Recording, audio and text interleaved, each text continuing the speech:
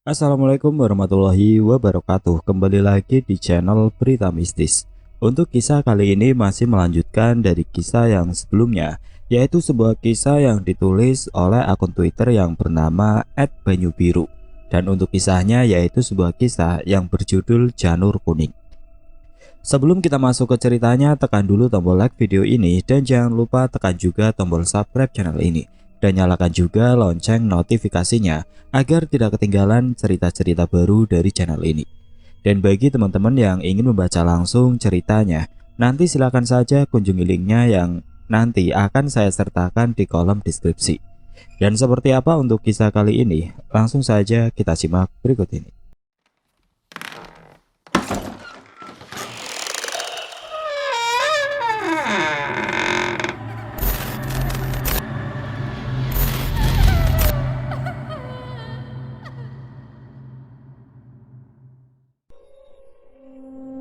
Sebelum menuju ke rumah utama di tengah hutan, ada 5 pos kecil untuk mirip seperti gerbang gaib. Sekian lama kuamati dari atas, hanya dengan melewati per pos itulah jalan satu-satunya untuk menuju ke rumah utama. Setelah melihat gerbang pertama dari atas awan, aku langsung turun. Gerbang pertama, gerbang ini berwarna hitam seperti gapura menjulang tinggi dan tertutup pintu seperti batu. Saat aku sampai di depan gerbang, mata ini melihat 2 sosok penjaga bertubuh tinggi besar berdiri di samping kanan dan kiri.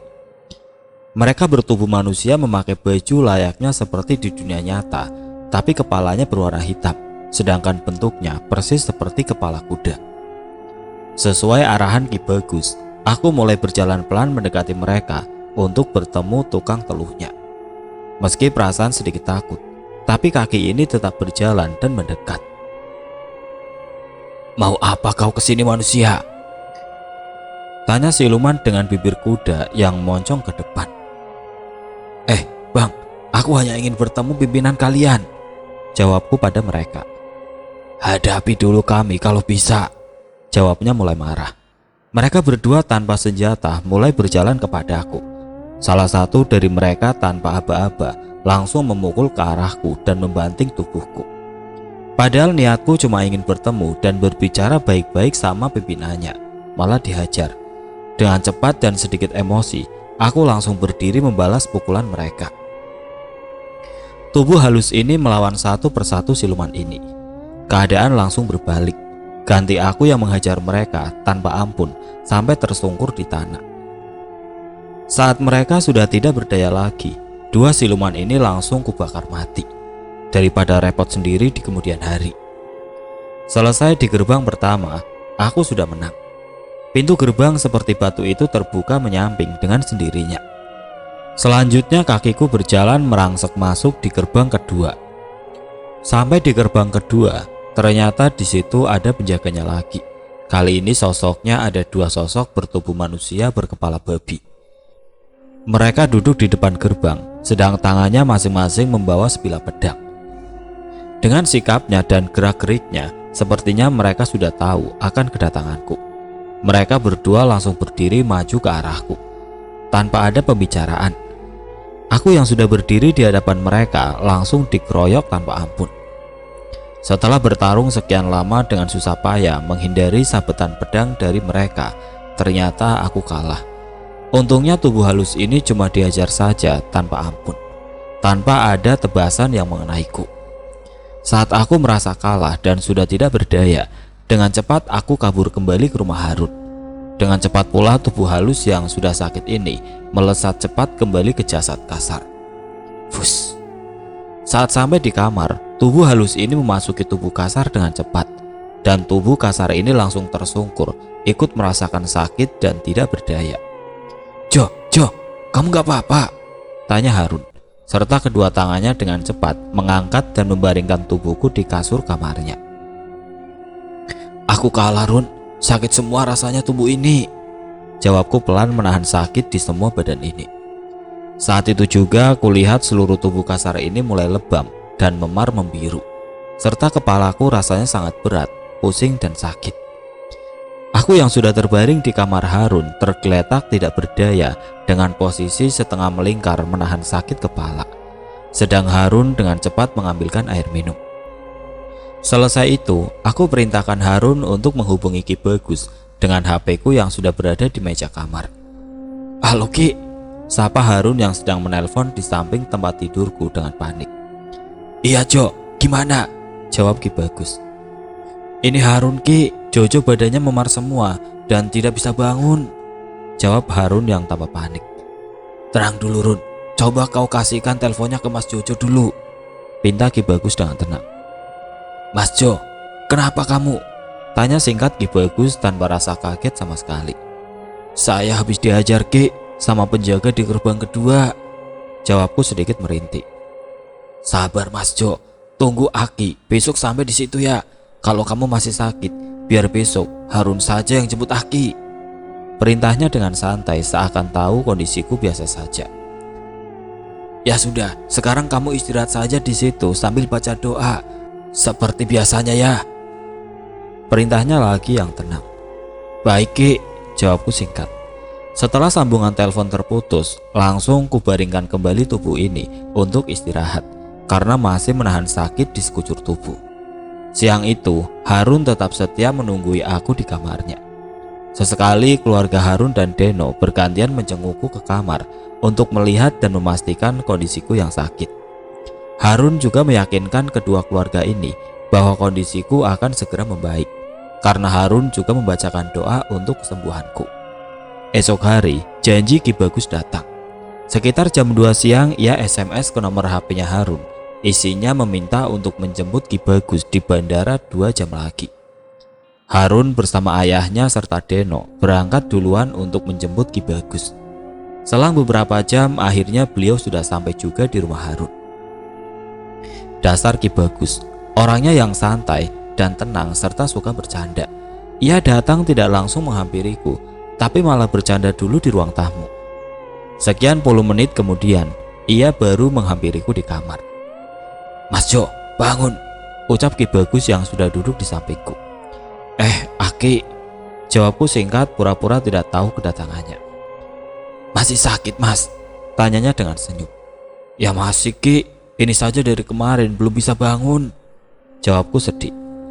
"Sabar Mas, kalau nggak gini Mas Jo belum tahu rasanya diajar setan," candanya yang menjengkelkan, sedang aku sendiri hanya melempar senyum kecut.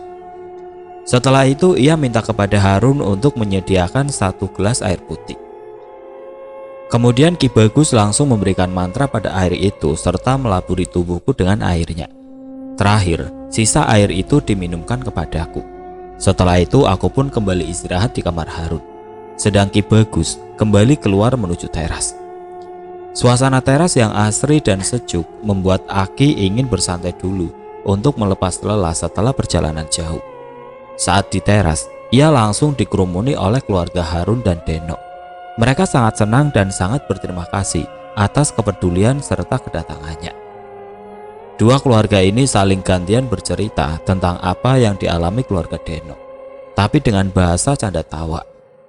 Memang gaya pembawaan Ki Bagus tidak pernah serius dalam hal seperti ini, agar yang mengalami musibah tidak takut dan sedih.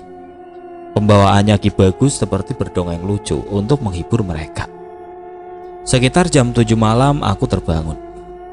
Aku merasa sudah sehat dan pulih lagi. Sakit dan memar di sekujur badanku telah hilang. Malam itu aku langsung bergegas mandi, sholat, dan makan malam. Waktu menuju ke ruang tamu, ternyata di ruangan itu sudah ada Ki Bagus, keluarga Deno, dan Harun.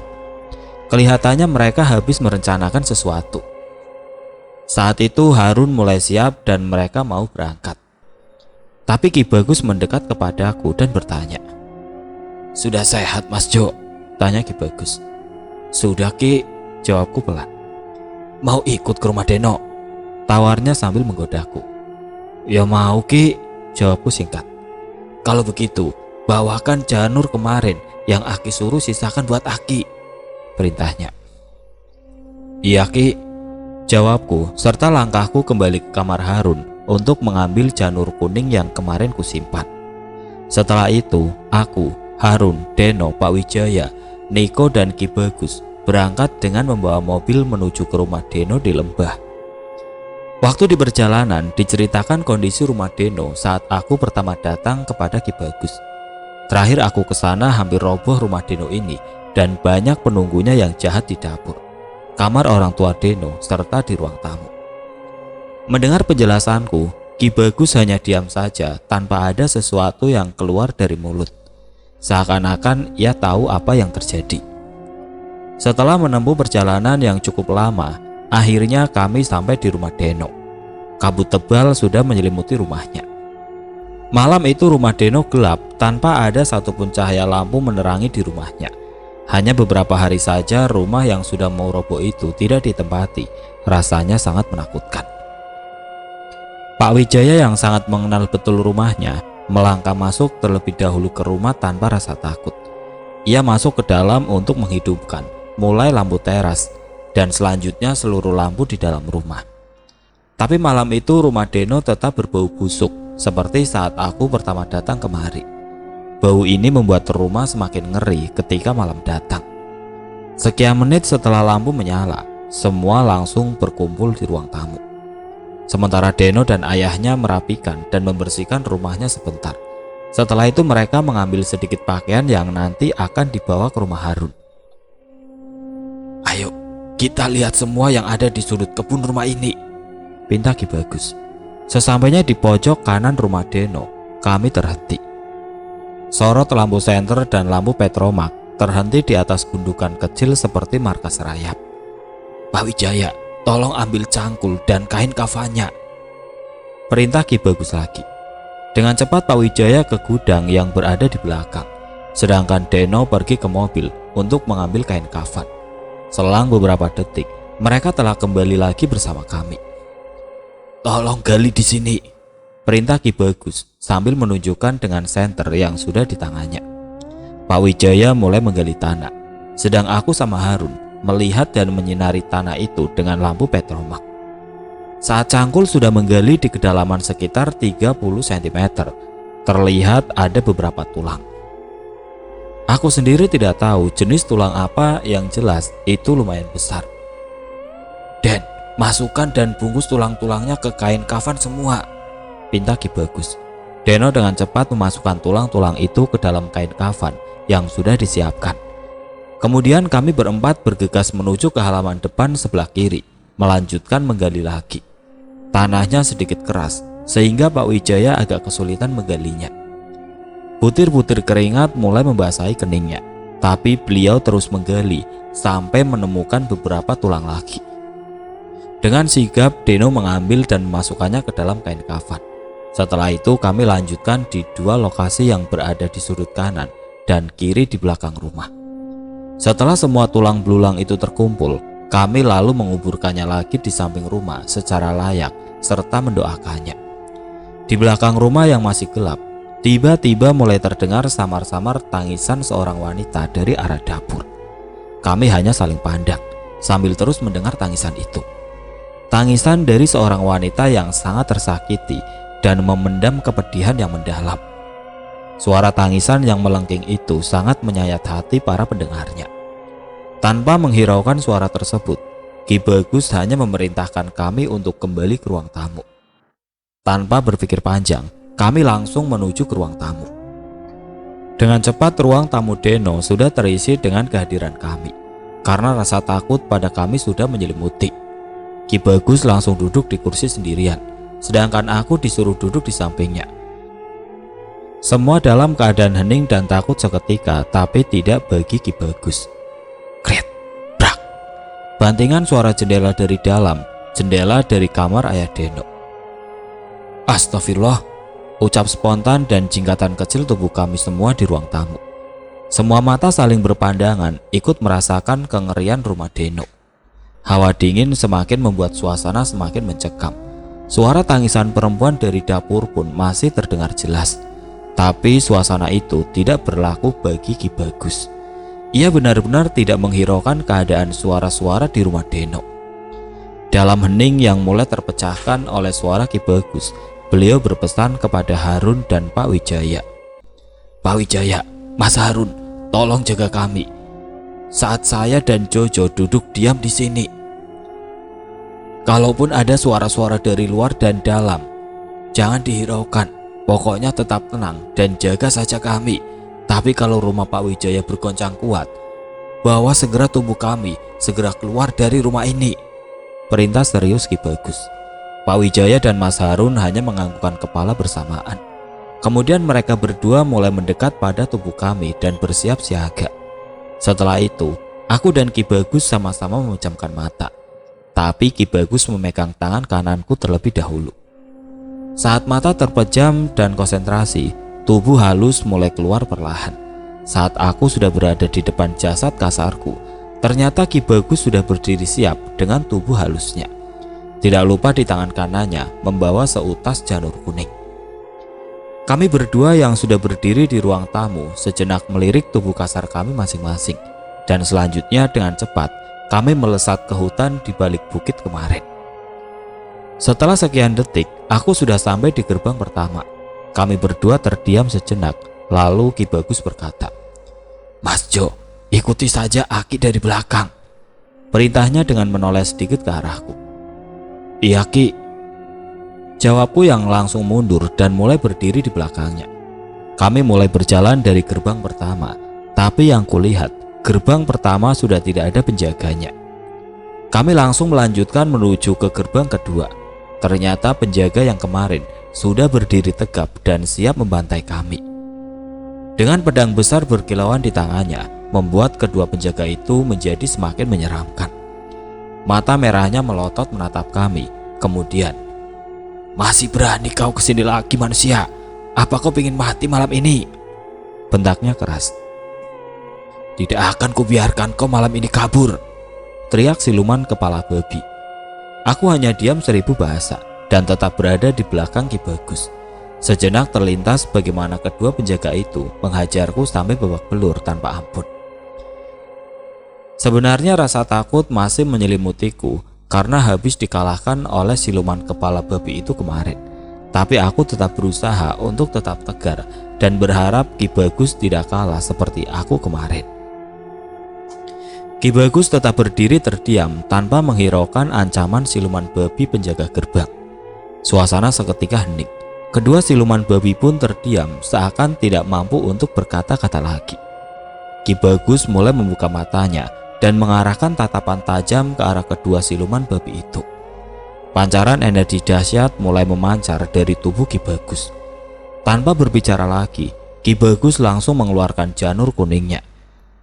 Seutas janur kuning digenggam erat-erat di tangan kanannya. Dua siluman babi yang angkuh tersenyum geli melihat Ki Bagus dengan janur kuningnya. Namun, tiba-tiba janur kuning itu memancarkan kilauan cahaya kuning kemasan dan menyilaukan mata kedua siluman babi yang ada di hadapan Ki Bagus. Tidak lama kemudian, pancaran kilauan cahaya janur kuning berangsur menghilang. Namun hal aneh terjadi dengan janur kuning. Seutas janur kuning yang digenggam Ki Bagus berubah menjadi pedang panjang dengan kilauan berwarna kuning. Kedua siluman babi yang melihat pertama kali pedang itu masih tersenyum geli. Mereka sangat menyepelekan dan mulai tertawa sombong. Dengan tenang Ki Bagus mulai berjalan ke arah mereka berdua dan langsung menebas salah satu tubuh mereka tanpa perlawanan. Tercengang dan terdiam siluman babi yang satunya seakan tidak percaya temannya bisa terbunuh dan tubuhnya tersungkur di tanah tanpa ada perlawanan. Tanpa berpikir panjang, siluman babi langsung menyerang Ki Bagus dengan marah.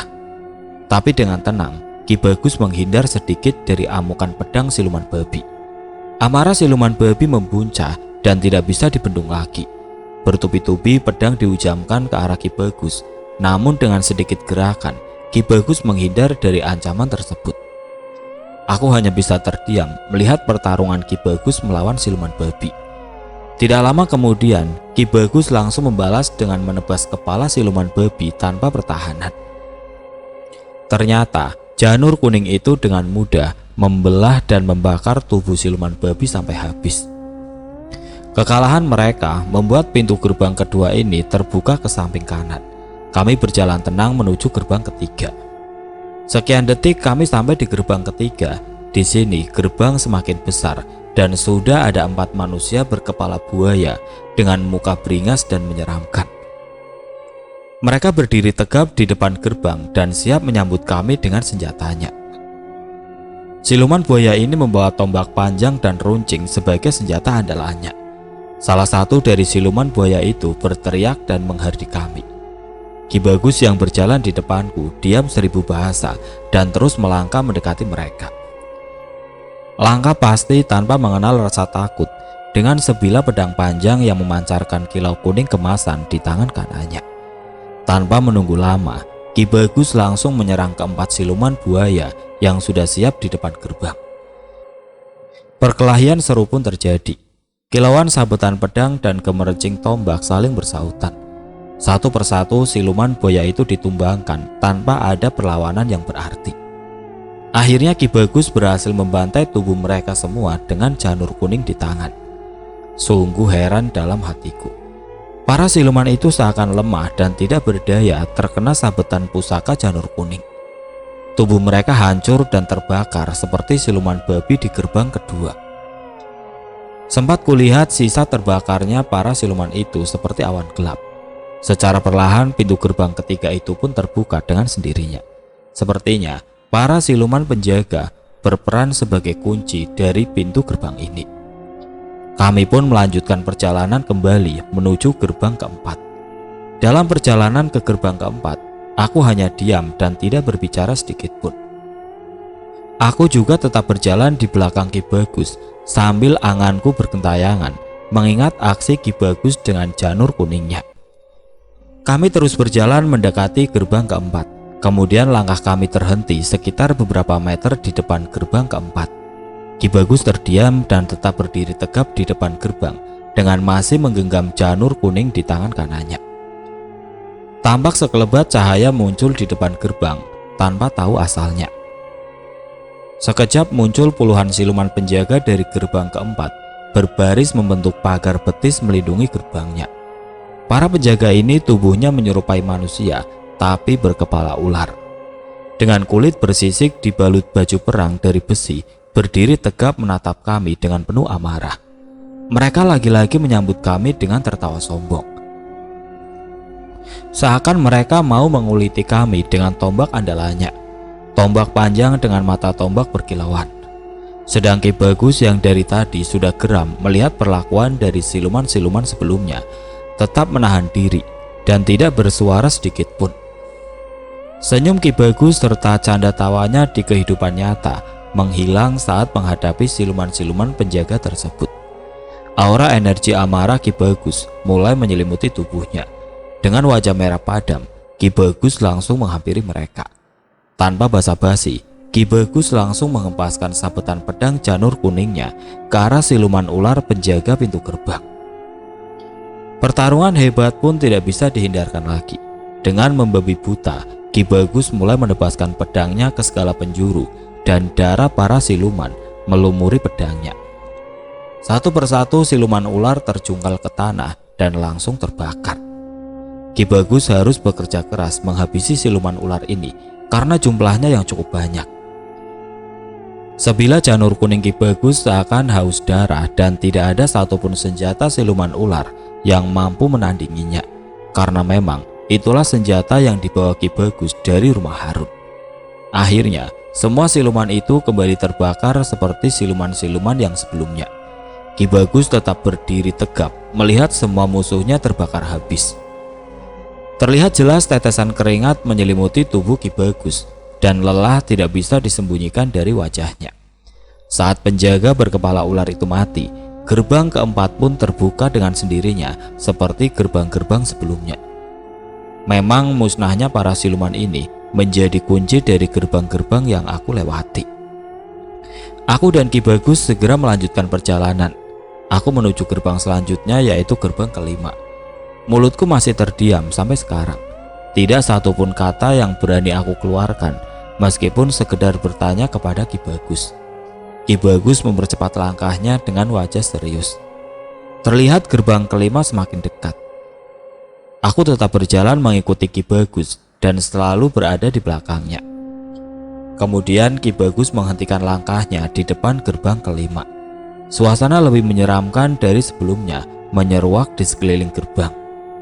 Gerbang kelima adalah gerbang terakhir yang harus kami lalui untuk mencapai rumah si dukun. Di depan gerbang sudah berkumpul sangat banyak penjaga.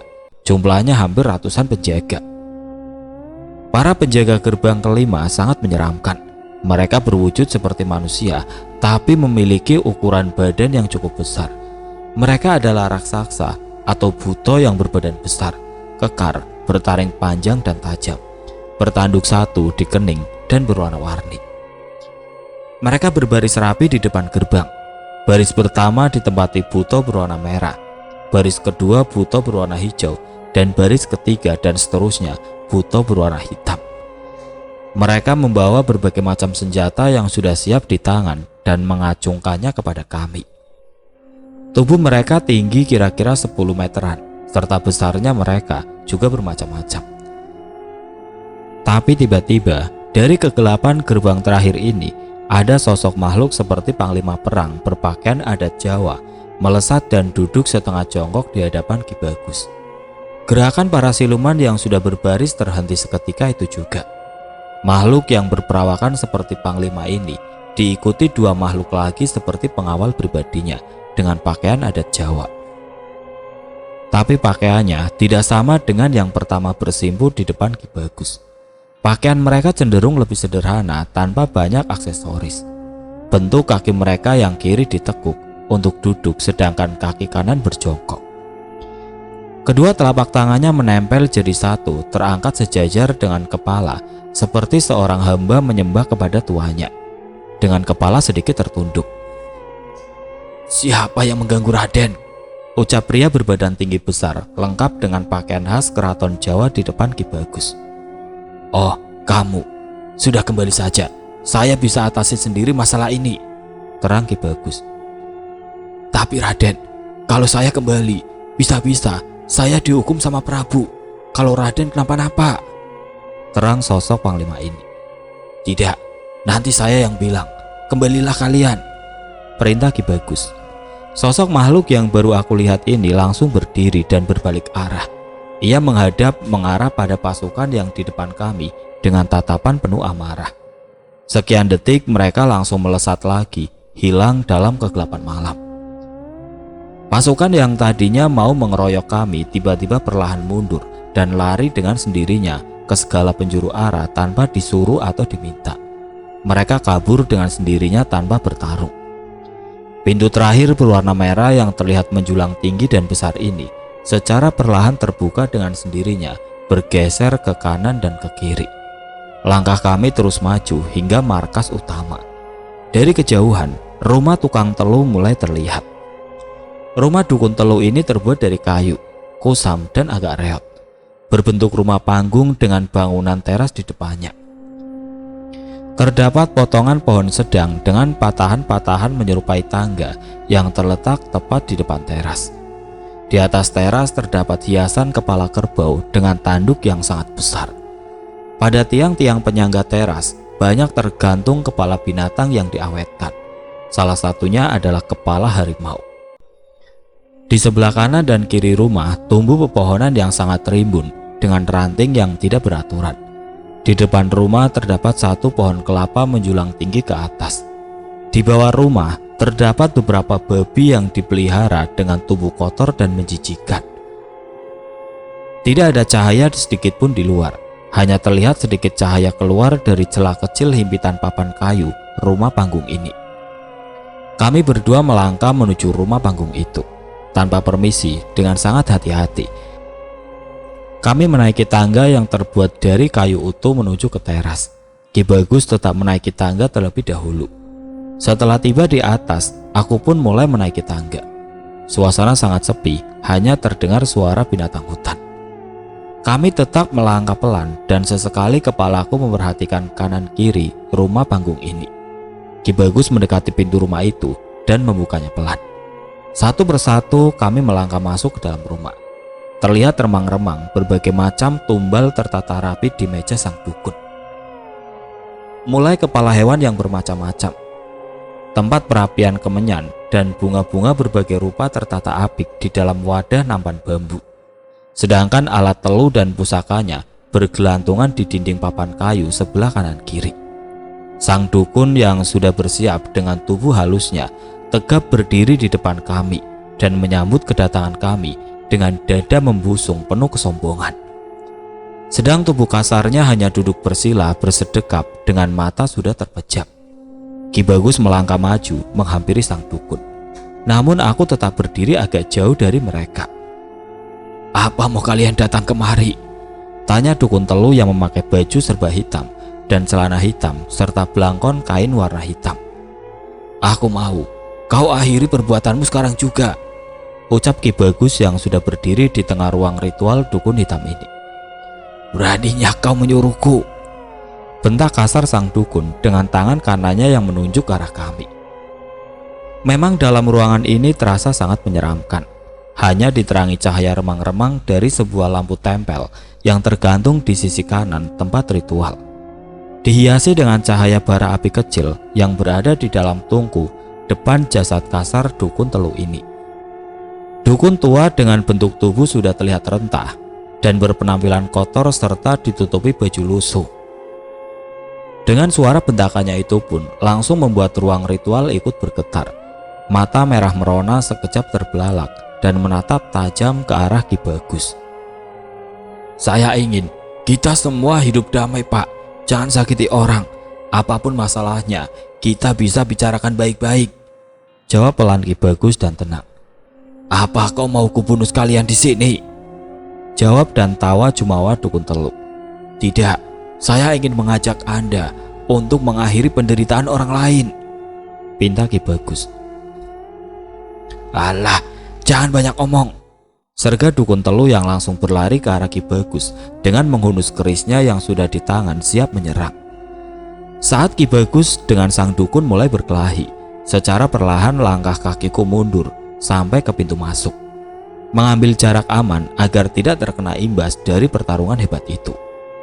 Berbagai ilmu kesaktian mereka adu satu persatu. Kilatan senjata mereka terlihat saling berbenturan, menimbulkan percikan cahaya merah dan putih. Setelah beberapa lama pertarungan berlangsung, tiba-tiba sang dukun jatuh tersungkur tidak berdaya di lantai rumah.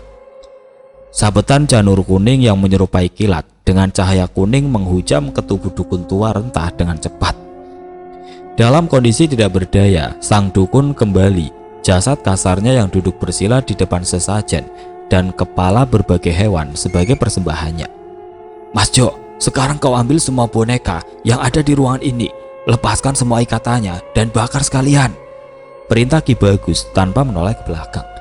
Ki Bagus masih terus mengamati kondisi dukun telu yang jatuh tersungkur di atas singgasana kebesarannya. "Baik Ki," jawabku. Aku beranjak melangkahkan kakiku dan tanganku mulai mengambil semua boneka yang tersebar di lantai dan dinding. Boneka-boneka ini terkait tali dengan bunga, lengkap dengan nama serta alamatnya. Semua boneka itu aku kumpulkan di depan pintu.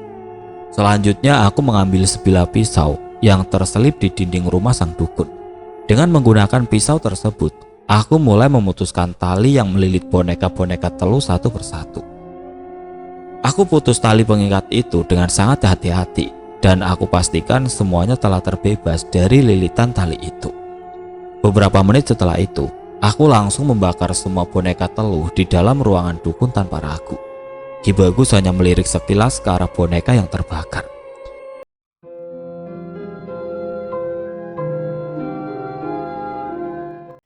Oke teman-teman, sampai di sini dulu ceritanya. Nantikan kelanjutan kisah ini di video berikutnya. Agar tidak ketinggalan, klik tombol subscribe channel ini dan nyalakan lonceng notifikasinya. Wassalamualaikum warahmatullahi wabarakatuh.